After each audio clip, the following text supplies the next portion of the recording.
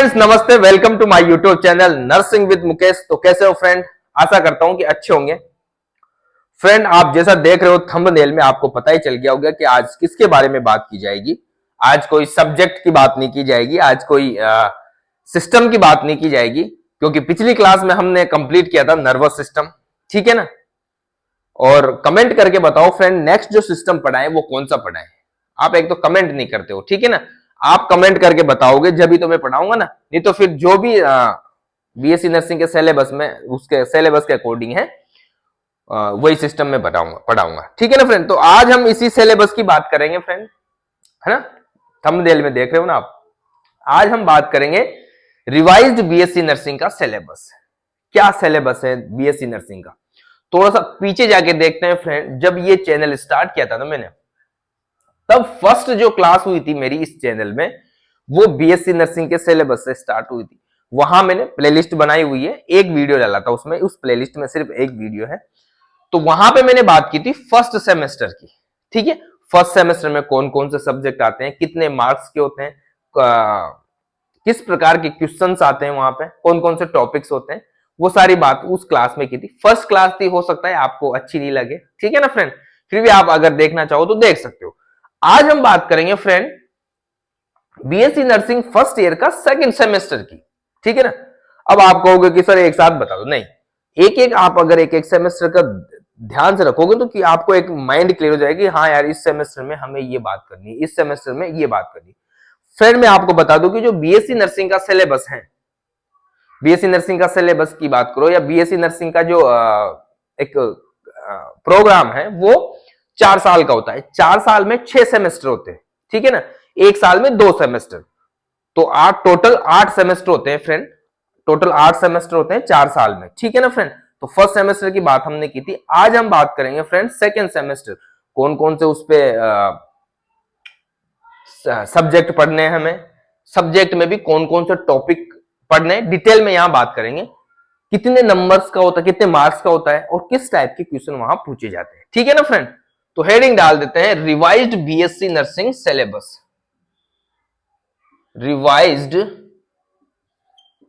BSc nursing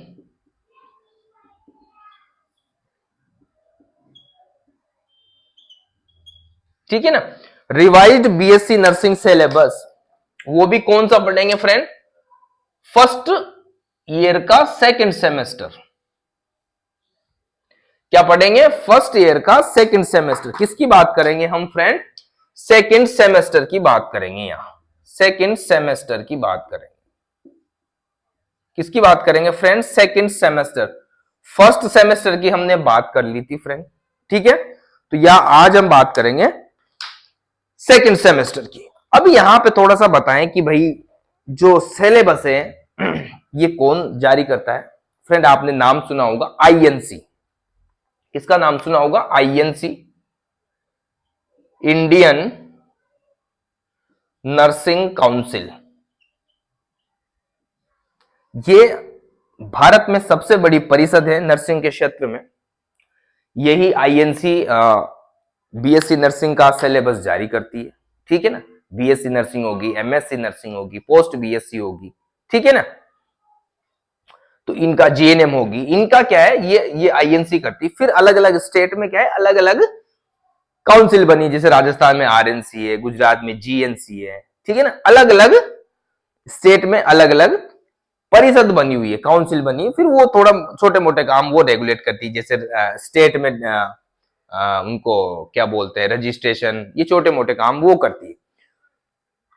बड़े काम ये करती आईएनसी, जैसे पूरा सिलेबस निकालना, कॉलेजों को मान्यता देना, कॉलेजों को भी मान्यता देके फिर उनमें किस प्रकार का स्टाफिंग पैटर्न होना चाहिए, कितनी लंबाई चौड़ाई में आपका कॉलेज होना चाहिए, कौन सी लेबोरेटरी होनी चाहिए, प्रैक्टिकल की क्या व्यवस्था है, प्रिंसिपल की क्या क्वालिफिकेशन है, टीचर की क्या क्वालिफिकेशन है, वो सारी बातें ये डिसाइड करती आईएनसी। आप गूगल में सर्च कर लेना आईएनसी क्या क्या करती है। ठीक है ना फ्रेंड? तो ये जो बीएससी नर्सिंग का सिलेबस है वो कौन जारी करता है? आईएनसी जारी करती है। अब यहां पे देखो फ्रेंड, जो सेकंड सेमेस्टर, फर्स्ट सेमेस्टर की बात हो गई थी। फर्स्ट सेमेस्टर में आप मेरा जो प्लेलिस्ट में जाके वीडियो देख सकते हो। यहां पे रिवाइज्ड क्यों लिखा है, क्योंकि ये दोबारा निकाला था 2021 में, ठीक है ना, आईएनसी ने, इसलिए इसको रिवाइज्ड बोला है। सेकेंड सेमेस्टर की हम बात करें फ्रेंड, तो इसमें लगभग 3 सब्जेक्ट होते हैं, ठीक है ना। कौन कौन से सब्जेक्ट होते हैं एक एक करके यहां बात करते हैं। यहां पे फर्स्ट सब्जेक्ट की मैं बात करूं फ्रेंड, फर्स्ट सब्जेक्ट की मैं बात करूं,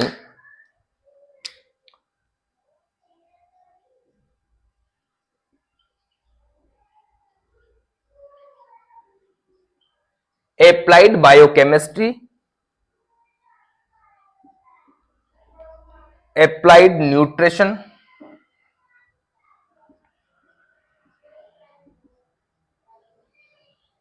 एंड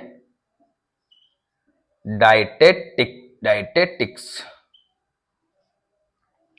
फर्स्ट जो सब्जेक्ट है यहां पे एप्लाइड बायोकेमिस्ट्री, जैव रसायन, न्यूट्रिशन, किस प्रकार की डाइट लेनी चाहिए, किस प्रकार की आपका न्यूट्रिशन होना चाहिए, तो ये सारी बातें इस सब्जेक्ट में होगी, applied biochemistry and applied nutrition and dietetics. यहां पे फ्रेंड हम बात करें अब यहां पे नंबरिंग की बात कर लेते हैं। यहां पे जो इंटरनल होंगे फ्रेंड आपके, इंटरनल कौन भेजता है फ्रेंड, कॉलेज वाले, ठीक है। एक होता है यूनिवर्सिटी लेवल पे, जो यूनिवर्सिटी एग्जाम करवाती है वो कितने मार्क्स का करवाती है, ठीक है ना फ्रेंड। तो यहां पे जो इंटरनल होंगे फ्रेंड वो 25 नंबर के हैं, और यूनिवर्सिटी जो एग्जाम कराएगी वो 75 नंबर के हैं। यानी कि टोटल ये जो टॉपिक है या ये सब्जेक्ट है, कौन सा वाला, applied biochemistry, applied nutrition and dietetics, ये पूरा 100 नंबर का होता है, ठीक है फ्रेंड। हम यहां पे सेकंड सेमेस्टर की बात करूं तो ये टोटल आपके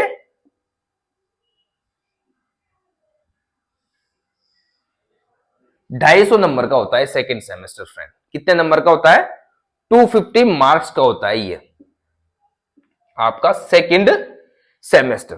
तो यहां पे फ्रेंड एप्लाइड बायोकेमिस्ट्री, बायोकेमिस्ट्री का हिंदी में पता है जैव रसायन, ठीक है। यहां पे न्यूट्रिशन, आप क्या क्या न्यूट्रिशन लेते हो, ठीक है, डाइट किस प्रकार की होनी चाहिए, पेशेंट को किस प्रकार की डाइट देनी चाहिए, वो सारी बात हम यहां पे करेंगे।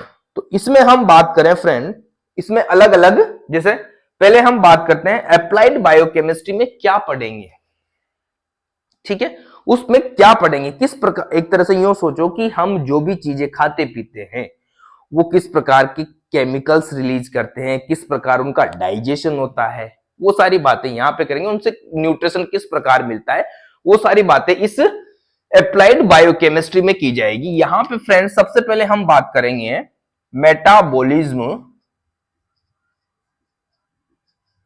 मेटाबॉलिज्म ऑफ कार्बोहाइड्रेट, ठीक है। कार्बोहाइड्रेट हम खाते हैं, किस प्रकार उसका मेटाबॉलिज्म होता है। मेटाबॉलिज्म का मतलब समझते हो ना, जो भी चीज हमने खाई वो किस प्रकार डाइजेस्ट हुई, किस प्रकार उससे हमें न्यूट्रिएंट्स मिले, ठीक है, और वेस्ट मटेरियल को बाहर निकाल दिया जाता है। तो जो भी न्यूट्रिएंट्स मिले वो किस प्रकार कार्बोहाइड्रेट से न्यूट्रिएंट्स मिलते हैं, वो सारी बातें इसमें की जाएगी। उसके बाद मेटाबॉलिज्म ऑफ प्रोटीन, वही प्रोटीन खाते हैं तो किस प्रकार न्यूट्रिशन मिलता है हमें। मेटाबॉलिज्म ऑफ लिपिड, ठीक है, metabolism of lipid, metabolism of protein, metabolism of carbohydrate. तो यहां पे फ्रेंड इन चीजों के बारे में बात की जाएगी इस सब्जेक्ट में, या इन टॉपिक की बात की जाएगी इस बायोकेमिस्ट्री वाले सब्जेक्ट में। मतलब आपको जैसे मान लो आप फर्स्ट टाइम देख रहे हो कि यार बीएससी नर्सिंग करें नहीं करें, तो आपको पहले से पता हो जाएगा कि यार अच्छा ये चीजें पढ़नी है यार, ये तो बहुत सरल है यार, ये तो पहले कार्बोहाइड्रेट प्रोटीन तो हमने छोटी क्लासों में भी पढ़ी थी। क्लियर दिख रहा है फ्रेंड, आपको दिखाई दे रहा है, हाँ। तो आप सोचोगे यार ये तो पहले हमने छोटी क्लासों में पढ़ी थी, तो इनके बारे में बात की जाएगी। यहां पे एंजाइमोलॉजी, एंजाइम की स्टडी की जाएगी कि एंजाइम क्या होते हैं, कितने प्रकार के एंजाइम होते हैं, किसके बने होते हैं, क्या क्या काम करते हैं हमारी बॉडी में, कहां कहां से सीक्रेट होते हैं एंजाइम, उन सब की बातें यहां पे इस एंजाइमोलॉजी में की जाएगी। ठीक है, और क्या पढ़ेंगे इसमें? इसमें पढ़ेंगे फ्रेंड एसिड बेस बैलेंस। पढ़ा होगा आपने कहीं, हमारी बॉडी में कितना एसिड होना चाहिए, कितना बेस होना चाहिए, उनका बैलेंस कैसा हो गया, इम्बैलेंस तो नहीं है, फ्लूइड का इम्बैलेंस तो नहीं है, साल्ट का इम्बैलेंस तो नहीं है, ठीक है ना, सोडियम पोटेशियम इम्बैलेंस तो नहीं हो रहे, और इम्बैलेंस हो जाते तो उनसे क्या अफेक्ट आता है बॉडी में, ठीक है ना, कम हो गया तो क्या होगा, ज्यादा हो गया तो क्या होगा, वो सारी बातें इस टॉपिक में की जाएगी, इस अप्लाइड बायोकेमिस्ट्री वाले एसिड बेस बैलेंस में। ठीक है फ्रेंड, यहां तक कोई दिक्कत नहीं होनी चाहिए। उसके बाद हीमोग्लोबिन के बारे में बात की जाएगी। यहां पे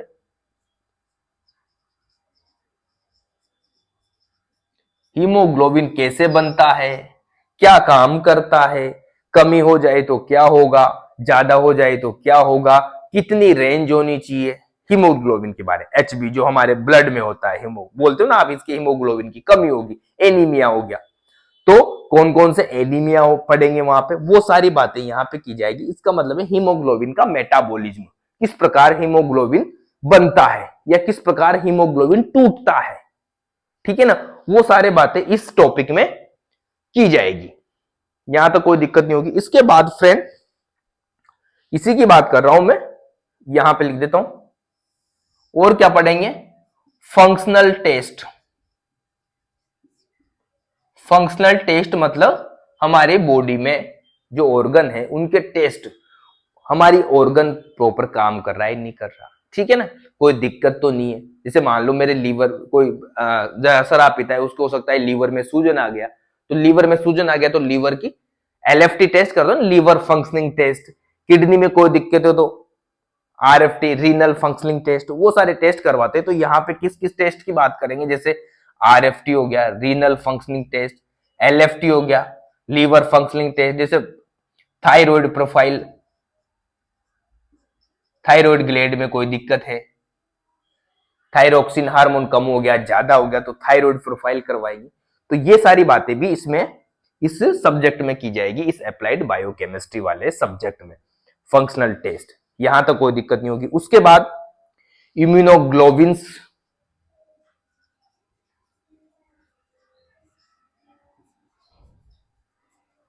इम्यूनोग्लोबुलिन, इम्यूनोग्लोबुलिन क्या होते हैं, ठीक है ना, ये हमारी बॉडी में क्या क्या करते हैं, ठीक है ना, कितने टाइप के होते हैं, ये सारी बातें इस टॉपिक में की जाएगी। तो फ्रेंड यहां पे अप्लाइड बायोकेमिस्ट्री में ये सारी चीजें कवर की जाएगी।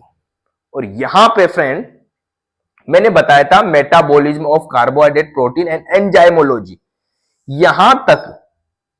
यहां तक जो क्वेश्चन बनेंगे, इन टॉपिक में जो क्वेश्चन बनेंगे, यहां पे सबसे पहले मैं बता दूं, यहां पे जो क्वेश्चन बनेंगे फ्रेंड, एक बनेगा ऐसे टाइप का, ऐसे टाइप के क्वेश्चन आते हैं ना, बड़े बड़े 10 नंबर 15 नंबर वाले, यहां से क्वेश्चन आएंगे, ठीक है। एक होता है वेरी शॉर्ट आंसर टाइप, एक होता है शॉर्ट आंसर। वेरी शॉर्ट मतलब एक शब्द में, जैसे एक शब्द में, जैसे कोशिका का शक्तिग्रह या power of the cell mitochondria, एक शब्द में। थोड़ा शॉर्ट आंसर टाइप, एक दो लाइन का, ठीक है ना। तो इस टाइप के क्वेश्चन यहां पे पूछे जाएंगे। तो यहां पे सब में यही पूछे जाएंगे, बट सब में नहीं, यहां से metabolism of carbohydrate, protein, lipid और जो एंजाइमोलॉजी है, यहां तक इन तीनों में ऐसे टाइप का क्वेश्चन पूछा जाएगा, ऐसे टाइप का ही पूछा जाएगा, बट ये तीनों भी पूछे जाएंगे, मतलब तीनों तो इसमें पूछे ही जाएंगे, प्लस दोनों ये, ठीक है। उसके बाद ये एसिड बेस और ये जितने भी टॉपिक हैं, इस पे सिर्फ और सिर्फ very short answer type and short answer type के क्वेश्चन पूछे जाएंगे। यहां पे समझ रहे हो ना मैं क्या कह रहा हूं फ्रेंड? ये जो टॉपिक है metabolism of carbohydrate, protein, lipid और एंजाइमोलॉजी, इसमें तीनों टाइप के क्वेश्चन होंगे, ऐसे टाइप के, very short answer type and short answer type. But इसके बाद जितने भी टॉपिक्स हैं ये, इनमें ऐसे टाइप के क्वेश्चन नहीं पूछे जाएंगे। तो आप ऐसे लंबे पढ़ने की जरूरत नहीं है, आप छोटे छोटे टॉपिक्स भी पढ़ सकते हो, बट आपको पढ़ना है नॉलेज के लिए तो पढ़ना ही पड़ेगा, ठीक है ना। बट एग्जाम के टाइम में आप इतना प्रेशर नहीं लोगे कि भाई यार इसमें बड़ा क्वेश्चन आएगा। बड़ा क्वेश्चन यहां से आएगा, कार्बोहाइड्रेट, प्रोटीन, लिपिड और एंजाइमोलॉजी से, ठीक है, यहां तक कोई दिक्कत नहीं होनी चाहिए फ्रेंड, यहां तक कोई दिक्कत नहीं होनी चाहिए। ठीक है, उसके बाद इन टॉपिक्स में क्या पूछे जाएंगे भाई, इधर बचे ना दोनों, इसको मैं मिटा दूं यार। ये सिर्फ हमें किसकी बात की हमने अभी, हमने जस्ट अभी बात की है अप्लाइड बायोकेमिस्ट्री, इसकी बात की है। पर ये पूरा एक सब्जेक्ट है 100 नंबर का, ये ध्यान रखना फ्रेंड, पूरा ये ऐसा नहीं कि ये अलग है, ये पूरा सब्जेक्ट 100 नंबर का ही है। ठीक है ना, तो यहां पे हमने जस्ट अभी अप्लाइड, अप्लाइड का मतलब होता है व्यवहारिक, जो आपके व्यवहार में है, दैनिक जीवन में हम खाते पीते हैं करते हैं, वो सारी चीजें आएगी फ्रेंड, इतना कोई घबराने वाली आवश्यकता नहीं है आपको। ठीक है ना फ्रेंड, तो ये होगी अप्लाइड बायोकेमिस्ट्री। इसके बाद हम बात करेंगे अप्लाइड न्यूट्रिशन एंड डाइटेटिक्स, इसके बारे में बात कर लेते हो, तो इसको मैं मिटा देता हूं। ठीक है ना फ्रेंड, फ्रेंड इस क्लास में आप कमेंट करके बताना यार नेक्स्ट सिस्टम कौन सा पढ़ाएं। ठीक है ना, कमेंट करके बताते नहीं हो यार आप एक, ठीक है। अब हम बात करेंगे अप्लाइड न्यूट्रिशन एंड डाइटेटिक्स, इसके बारे में बात करेंगे। इस पे कौन कौन से टॉपिक्स को कवर किया जाएगा इस सिलेबस में, बीएससी नर्सिंग में क्या क्या पढ़ेंगे हम। ठीक है ना फ्रेंड, तो यहां पे हम पढ़ेंगे friend, define the nutrition, nutrition क्या होता है और किस प्रकार ये हमारी हेल्थ को अफेक्ट करता है, या हेल्थ से किस प्रकार रिलेशन रखता है, ये किस प्रकार का न्यूट्रिशन लेना चाहिए हमें, न्यूट्रिशन क्या होता है, पोषण क्या होता है, उसके बारे में हम यहां पे इस टॉपिक में बात करेंगे। Define the nutrition and relation between the health, relationship किस प्रकार की है हेल्थ की और न्यूट्रिशन की, न्यूट्रिशन अच्छा लेंगे तो किस प्रकार हेल्थ में अफेक्ट करेगी, न्यूट्रिशन सही नहीं लेने से किस प्रकार हमारी हेल्थ अफेक्ट होती है, वो सारी बातें यहां पे करेंगे। यहां भी फ्रेंड जैसे पिछली क्लास में हमने बात की थी, इसमें अप्लाइड बायोकेमिस्ट्री में तो मेटाबॉलिज्म की बात की थी, बट यहां भी हम क्या करेंगे, कार्बोहाइड्रेट के बारे में बात करेंगे, कार्बोहाइड्रेट के बारे में बात करेंगे, प्रोटीन के बारे में बात करेंगे, सिर्फ डाइटरी कहां से मिलती है प्रोटीन, कहां से मिलता है कार्बोहाइड्रेट, डाइट, एक तो न्यूट्रिशन किस प्रकार का न्यूट्रिशन मिलता है। ठीक है, उसके बाद फैट के बारे में बात करेंगे, फैट में भी दो प्रकार की होती है फ्रेंड,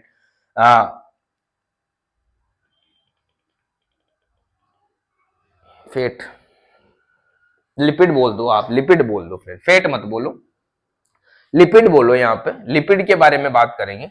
ठीक है, फिर हम यहां बात करेंगे फ्रेंड विटामिन के बारे में, विटामिन कौन कौन से विटामिन होते हैं, फैट सोल्यूबल विटामिन कौन से होते हैं, वाटर सोल्यूबल विटामिन कौन से होते हैं, विटामिन की कमी से हमारी बॉडी में क्या क्या चेंज आते हैं।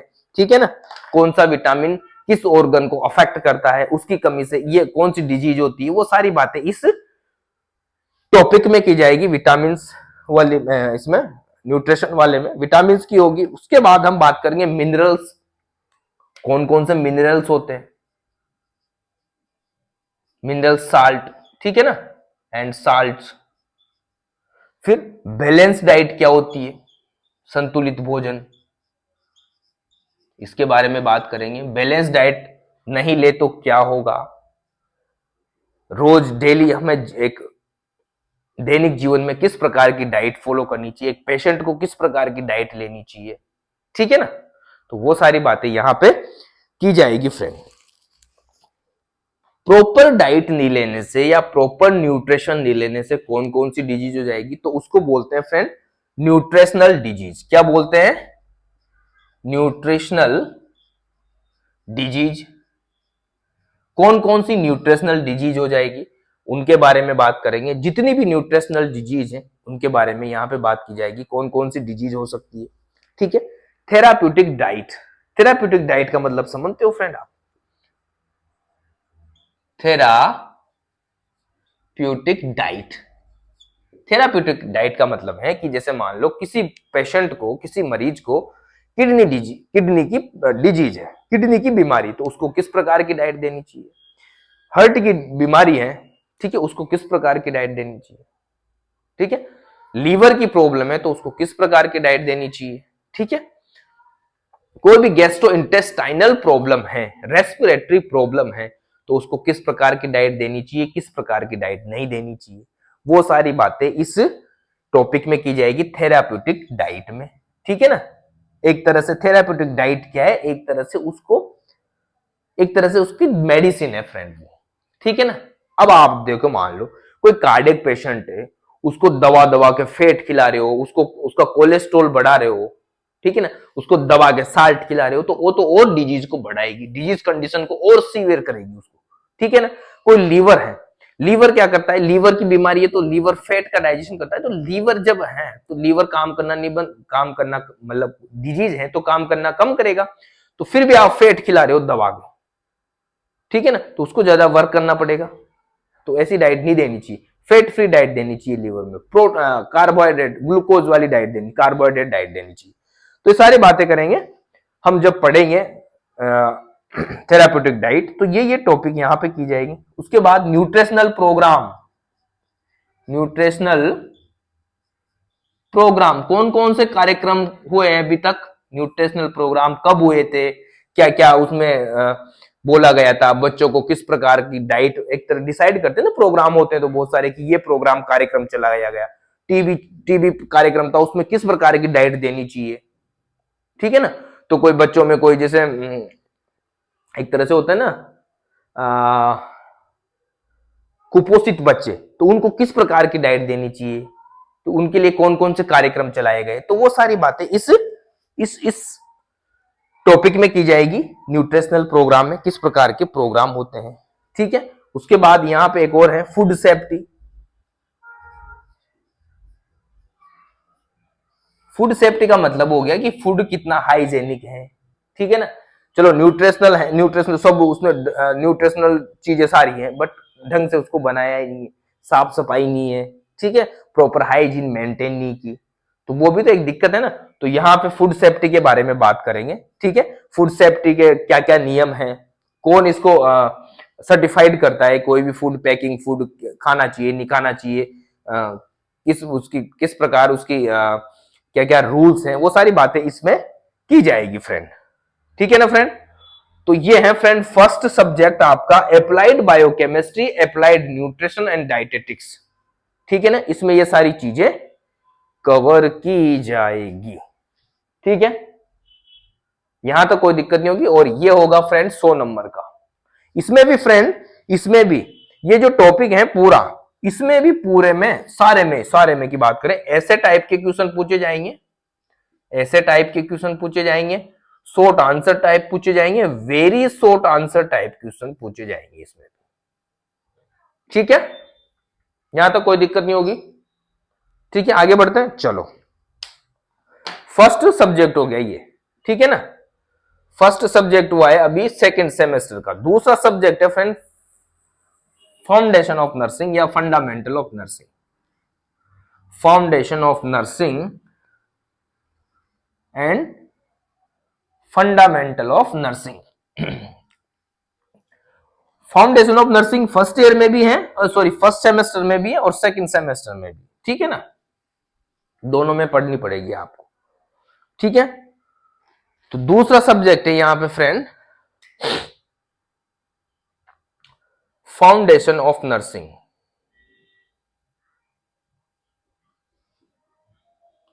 या यूं बोल सकते हो फंडामेंटल्स ऑफ नर्सिंग, ठीक है फ्रेंड। अब यहां पे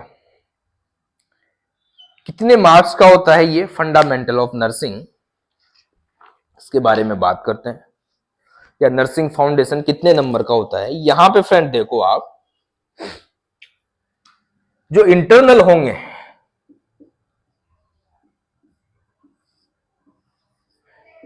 25 फर्स्ट सेमेस्टर के, 25 सेकंड सेमेस्टर के, इनके एवरेज यानी 25, एवरेज 25, फर्स्ट सेमेस्टर में कितने आए, सेकंड सेमेस्टर में कितने आए, उसका एवरेज निकाल के 25 में से कितने आए, ठीक है ना। यूनिवर्सिटी लेवल पे, यूनिवर्सिटी लेवल पे 75 नंबर का होगा एंड टोटल ये भी 100 मार्क्स का होगा। कितने मार्क्स का होगा फ्रेंड? 100 मार्क्स का होगा। कितने मार्क्स का होगा फ्रेंड? 100 मार्क्स का होगा।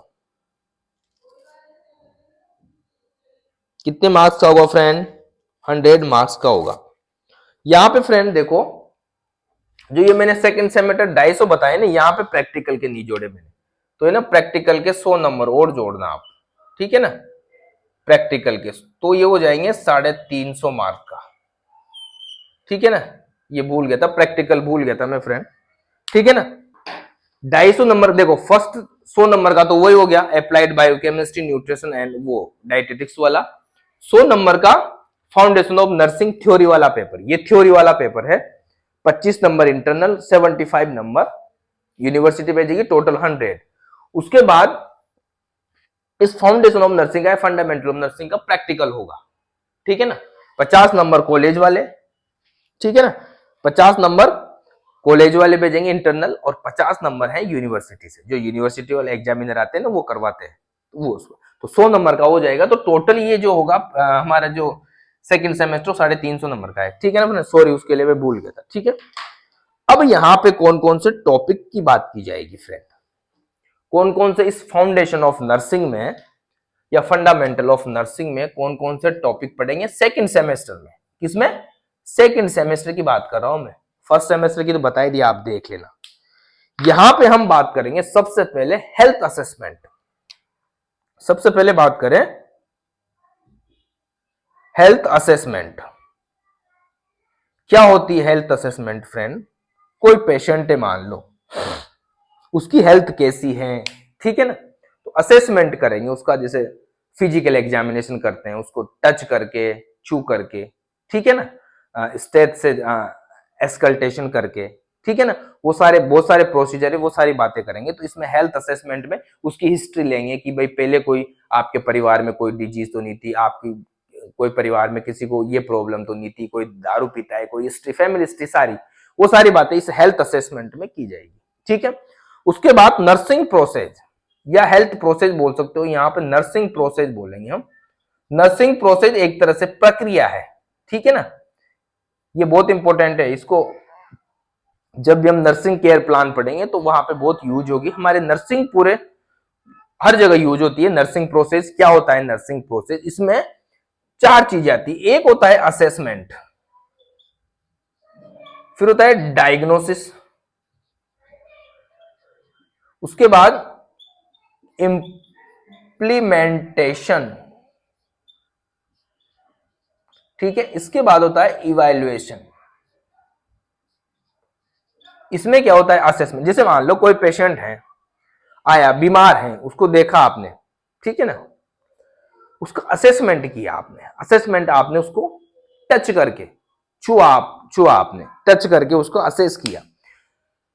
जैसे आपने टच किया तो उसकी बॉडी गर्म हो रही थी, बॉडी गर्म, एकदम गर्म आग की तरह। आपने असेसमेंट किया, उसके बाद आपने डायग्नोस किया कि हाँ यार बॉडी गर्म है, तो इसका मतलब उसको बुखार है, फीवर है। अब आपने डायग्नोस कर लिया, ये डायग्नोस हो गया, डायग्नोसिस कर लिया। उसके बाद आप प्लानिंग तो भूल ही गया, प्लानिंग, प्लानिंग तीसरा है, प्लानिंग। 4 होते हैं ये फ्रेंड, तीसरा है, तीसरा क्या है? प्लानिंग। फिर आप क्या करोगे? प्लान करोगे। क्या प्लान करोगे कि यार इसको बुखार है, क्या करें, प्लान करोगे। प्लान करने के बाद फिर क्या करोगे? टेम्परेचर चेक करोगे, कितना टेम्परेचर है, ठीक है, क्या करोगे? टेम्परेचर चेक करोगे, डॉक्टर को इन्फॉर्म करोगे कौन सी मेडिसिन देनी, क्या कोल्ड स्पॉन्जिंग दोगे, ठीक है ना, ये तो दे सकते हो ना आप, इसमें कोई प्रिस्क्रिप्शन की जरूरत नहीं है। फिर डॉक्टर प्रेस्क्राइब करेगा भाई कौन सा पैरासीटामोल देना है, कौन सी टेबलेट देनी है, इंजेक्शन देना है, क्या देना है, इन्फ्यूजन करना है, आईवी फ्लूइड देना है, क्या देना है, वो डिसाइड करेगा। उसके बाद असेसमेंट हो गया, डायग्नोस होगी, प्लानिंग कर दिया आपने, प्लानिंग करने के बाद उसको इंप्लीमेंटेशन भी कर दिया, इंप्लीमेंट भी कर दिया, वो काम भी कर दिया।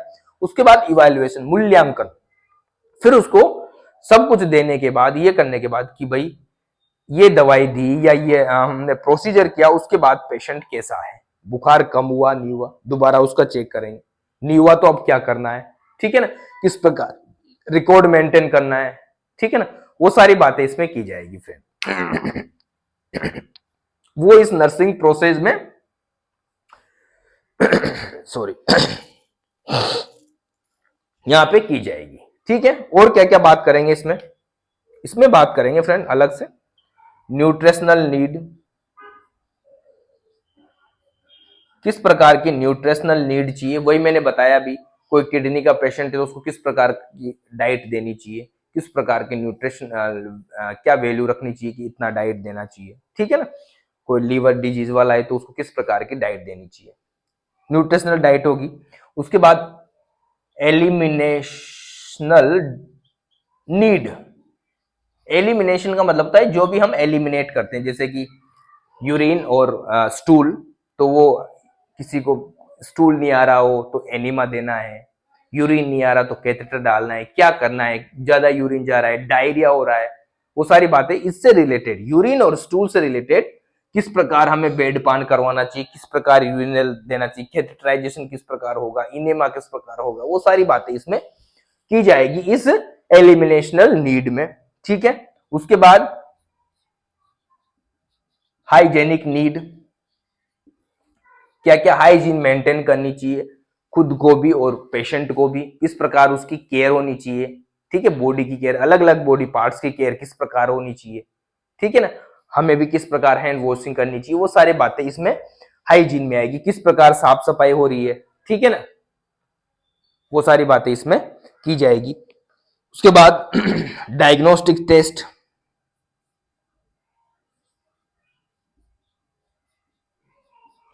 जितने भी डायग्नोस्टिक टेस्ट हैं उनके बारे में बात की जाएगी, ब्लड से, ठीक है ना, यूरिन से, स्टूल से, ठीक है ना, जितने भी हैं सीमन से, जितने भी डायग्नोस्टिक टेस्ट हैं वहां इसकी बात की जाएगी। ऑक्सीजनेशन,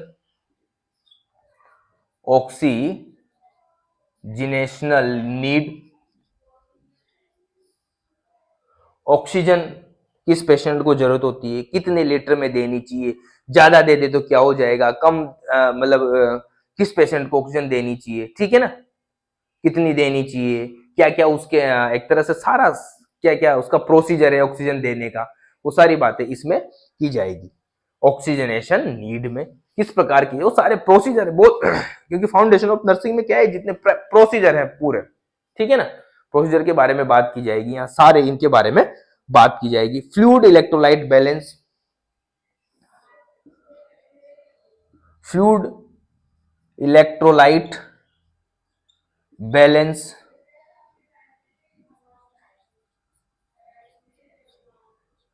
कौन कौन से फ्लूइड के बारे में बात करेंगे, यहाँ पे कौन कौन से फ्लूइड होंगे, हाइपरवोलिमिया, ज्यादा फ्लूइड हो गया तो कौन सा फ्लूइड देना चाहिए, क्या करना चाहिए, ज्यादा फ्लूइड दे दिया, डिहाइड्रेट पेशेंट है तो कौन सा फ्लूइड देना चाहिए, कितना देना चाहिए, कब देना चाहिए, डिहाइड्रेशन में क्या दिक्कत हो जाती है, हाइपरवोलेमिया में क्या हो जाती है, वो सारी बातें हम किस किस बॉडी ऑर्गन को अफेक्ट कर सकता है, किस सिस्टम को अफेक्ट कर सकता है, वो सारी बातें यहाँ पे की जाएगी। उसके बाद एडमिनिस्ट्रेशन ऑफ मेडिकेशन,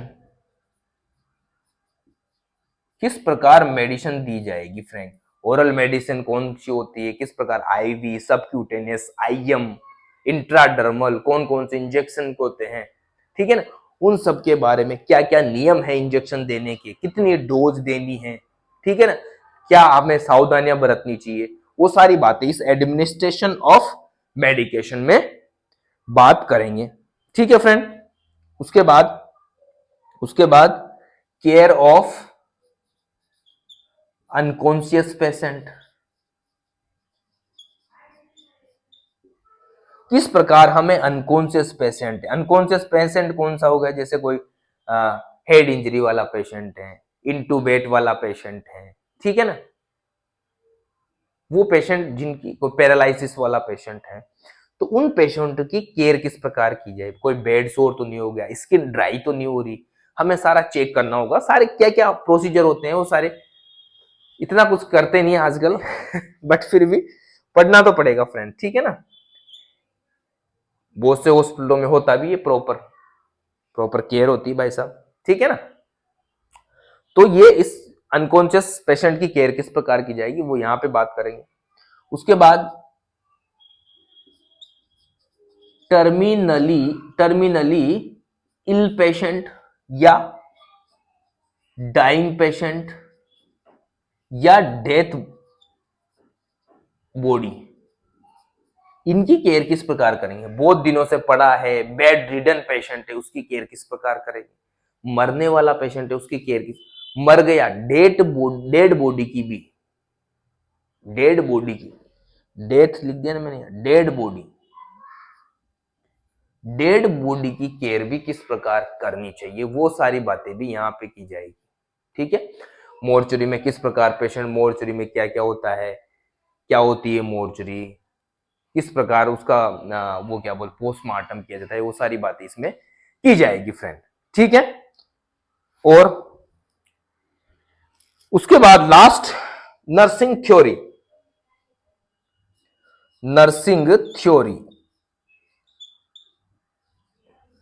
इसमें कौन कौन सी नर्सिंग थ्योरी है। फ्लोरेंस नाइटिंगेल का नाम सुना है आपने, हमारी नर्सिंग की जननी, नर्सिंग की माताजी फ्लोरेंस नाइटिंगेल, या यो बोल सकते हो नर्सिंग को जन्म देने वाली, नर्सिंग का आविष्कार करने वाली देवी फ्लोरेंस नाइटिंगेल, उसके बारे में बात की जाएगी। यहाँ उन्होंने कौन कौन से चीजें बताई, प्रिंसिपल बताए, क्या क्या होना चाहिए नर्सिंग में, क्या क्या सिद्धांत हैं, ठीक है ना, वो सारी बातें इसमें की जाएगी फ्रेंड। ठीक है फ्रेंड, यहां तक कोई दिक्कत नहीं होनी चाहिए, यहां तक कोई दिक्कत नहीं होनी चाहिए। और बताओ, ठीक है, तो ये हो गया फ्रेंड, ये कितने नंबर का हो गया, ये 75 यूनिवर्सिटी और 25 इंटरनल, तो 100 मार्क्स का हो गया।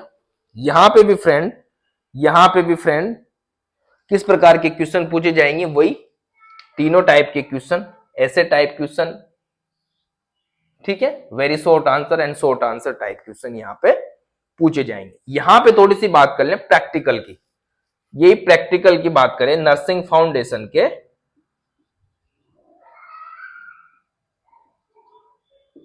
प्रैक्टिकल की बात करें तो इंटरनल की बात करें तो 50 नंबर और यूनिवर्सिटी लेवल पे 50 नंबर, तो 100 नंबर का क्या होगा फ्रेंड, प्रैक्टिकल होगा, जो मैं यहां भूल गया था बताना। तो टोटल जो आपका सेकंड सेमेस्टर है वो 350 नंबर का होगा। ठीक है, 250 का तो हो गया, अब लास्ट एक सब्जेक्ट और बचा है, वो 100 नंबर का है। 100 नंबर का तो हो गया, देखो अपना अप्लाइड बायोकेमिस्ट्री वाला, न्यूट्रिशन और वो डाइटेटिक्स वाला। 100 नंबर का हो गया हमारा थ्योरी वाला, फंडामेंटल वाला, और 100 नंबर का हो गया क्या, प्रैक्टिकल। तो 300 नंबर हो गए। अब 50 नंबर का बचा है हमारा, 50 नंबर का क्या बचा है, जो अब हम बात करेंगे, कौन कौन से टॉपिक हैं उसमें, उसके बारे में बात करते हैं। इस सेकंड सेमेस्टर में लास्ट टॉपिक है या लास्ट सब्जेक्ट है, तीसरा सब्जेक्ट है नर्सिंग इंफॉर्मेटिक्स। कौन सा है friend, nursing informatics and technology, या यूं बोल सकते हो हेल्थ इंफॉर्मेटिक्स। हम क्योंकि नर्सिंग की बात करें तो नर्सिंग तीसरा सब्जेक्ट है यहां, नर्सिंग इंफॉर्मेटिक्स एंड टेक्नोलॉजी। जो भी इंफॉर्मेशन का जमाना आया है फ्रेंड, इंफॉर्मेटिक्स सूचना विज्ञान, इंफॉर्मेटिक्स सूचना विज्ञान का जमाना और ये तकनीक का जमाना आ गया, तो किस प्रकार नर्सिंग क्षेत्र में बदलाव हुआ। पहले क्या होता था फ्रेंड, आपने देखा होगा तो पहले गोज पीस का नाम सुना है ना, ऐसे वो कपड़े वाले पैड टाइप होते हैं, उनको बनाना पड़ता है, पर आजकल रेडीमेड मशीनों से बन रहे हैं, वो भी अलग एक तरह से टेक्नोलॉजी है ना, वो एक तरह से मशीनें कितनी आगे आजकल। ठीक है, पहले आजकल बीपी वाला ऑटोमेटिक आगे लग गया, पल्स वो क्या बोलते हैं स्पाइग्नोमीटर, पहले स्पाइग्नोमेनोमीटर से बीपी चेक किया जाता है, आजकल इलेक्ट्रॉनिक बीपी इंस्ट्रूमेंट आने लग गया। ठीक है, पल्स वाला ऑटोमेटिक आने लग गया। ठीक है ना, तो बहुत सारे चेंजेज हुए हैं फ्रेंड। ठीक है, उसके बाद और बातें करें जैसे डाटा सिक्योरिटी बढ़ी, पहले एडमिशन निकालते थे, लंबी लंबी लाइनें लगी रहती थी हॉस्पिटलों में, ठीक है। तो आजकल क्या है, कंप्यूटर हो गया, तो खट से केस निकाला, उसका डाटा, अब ज्यादा आपको रजिस्टर भरने की भी जरूरत नहीं है, पर आजकल भरने तो पड़ते ही है। फिर भी बहुत चेंज आया है फ्रेंड इस इंफॉर्मेटिक्स और टेक्नोलॉजी की वजह से। तो यहाँ पे हम बात करेंगे कौन कौन सी चीजें पढ़ेंगे। सबसे पहले यहाँ बता दूं, जो इंटरनल होंगे फ्रेंड इसके कॉलेज बेस पे, वो होंगे 25 नंबर का, और यहाँ पे यूनिवर्सिटी वाले कुछ नहीं करते, ठीक है ना। इंटरनल और कॉलेज वाले देंगे आपको 25 नंबर, ठीक है ना। यूनिवर्सिटी वाले कोई नहीं, तो जितना पढ़ो उतना पढ़ सकते हो, ठीक है ना। कॉलेज वाले दे थोड़ा बहुत नॉलेज तो रहती है, आजकल तो किसको नहीं है, कंप्यूटर कंप्यूटर सब कुछ जानते हैं, छोटा मोटा नॉलेज होना चाहिए इसके बाद, ठीक है ना। तो 50 मार्क्स का ये होगा, ठीक है, कॉलेज बेस पे होगा ये एग्जाम, ठीक है ना।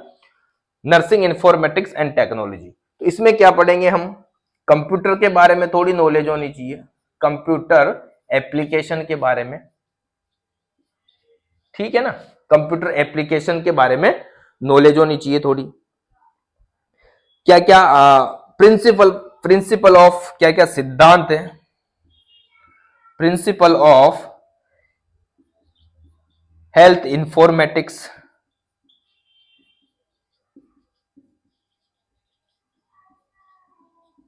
हेल्थ इंफॉर्मेटिक्स क्या क्या है, मतलब वही सेफ्टी, आजकल डाटा सेव करना, जैसे मान लो ओपीडी में पेशेंट आते तो वहां से ओपीडी से वो केस निकलता है, फिर वो डाटा मोबाइल में सेव हो जाता है, फिर वही डाटा आप आगे भेज सकते हो किसी को, डाटा आपको लिखने की जरूरत नहीं है, सारा एक सिस्टम बन गया, पूरा इंफॉर्मेटिव सिस्टम, हेल्थ इंफॉर्मेटिव जिसको बोलते हैं हिज, HIS सभी में, हेल्थ इंफॉर्मेशन सिस्टम या हेल्थ इंफॉर्मेटिव सिस्टम, जिससे क्या है ये सारी सिस्टम एक जगह से दूसरी जगह आराम से आप उसको पहुंचा सकते हो, ठीक है ना फ्रेंड।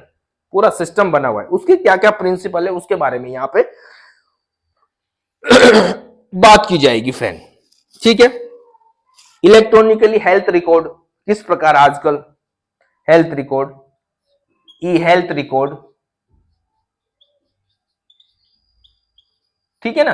आजकल इलेक्ट्रॉनिक हो गया, पहले ऐसा नहीं, गांव गांव घूम के ऐसा नहीं, आजकल जैसे मान लो रजिस्ट्रेशन हुआ, किसी के टीबी है, किसी को क्या है, किसी को कोरोना आया, ठीक है, किसी को कोरोना हुआ, किसी को अदर कोई भी डिजीज हो, कम्युनिकेबल डिजीज है, तो जैसे PSC से कलेक्ट किया, CSC से कलेक्ट किया, फिर डिस्ट्रिक्ट हॉस्पिटल से कलेक्ट किया, तो सारा डाटा एक जगह अवेलेबल हो जाता है ई हेल्थ रिकॉर्ड की वजह से। पहले तो अलग अलग पन्ने पलटने पड़ते होंगे जब रिकॉर्ड करना हो, डाटा लेना होता होगा, तो अब क्या है इलेक्ट्रॉनिक हो गया, तो अब कोई दिक्कत नहीं होगी, तो इसके बारे में चर्चा की जाएगी। उसके बारे में ई हेल्थ में क्या है, ई हेल्थ आप घर बैठे डॉक्टर से परामर्श ले सकते हो, ठीक है ना, घर बैठे दवाई मंगवा सकते हो, घर बैठे आप लैब इन्वेस्टिगेशन करवा सकते हो, आपके घर पे आ जाएंगे, आपको सिर्फ कॉल लगाना है या मैसेज डालना है, इसको ई हेल्थ, घर पे सारी फैसिलिटी अवेलेबल, ठीक है ना। दवाई आ जाएगी, केयर करने वाला आपके घर पे आ जाएगा, इंजेक्शन लगाने वाला आपके घर पे आ जाएगा, इधर से लेबोरेटरी टेस्ट करने वाला आपके घर पे आ जाएगा, ठीक है ना। तो सारा ये क्या है फ्रेंड, ई हेल्थ सिस्टम सारा इलेक्ट्रॉनिक है। तो इन चीजों के बारे में बात की जाएगी इस थर्ड सब्जेक्ट में, जो कि यूनिवर्सिटी से इसको कोई मतलब नहीं, सिर्फ ये इंटरनल कॉलेज वाले, और कॉलेज में 25 नंबर का एग्जाम होगा इंटरनल, और 25 मार्क्स का, टोटल 50 मार्क्स का होगा। तो ये था फ्रेंड पूरा सेकेंड सेमेस्टर जो कि 350 मार्क्स का है। कोई दिक्कत हो कमेंट करके बताओ, फिर जब भी टाइम मिलेगा मैं 3rd 4th 6th 8 सेमेस्टर पूरे बताऊंगा, पूरी डिटेल में बात करूंगा, ठीक है ना फ्रेंड। तो अब कमेंट करके बताना कि फ्रेंड नेक्स्ट जो टॉपिक पढ़ा है या सिस्टम पढ़ा है वो कौन सा पढ़ा है, ठीक है ना फ्रेंड। तो मिलते हैं नेक्स्ट क्लास में, तब तक के लिए bye, love you, take care.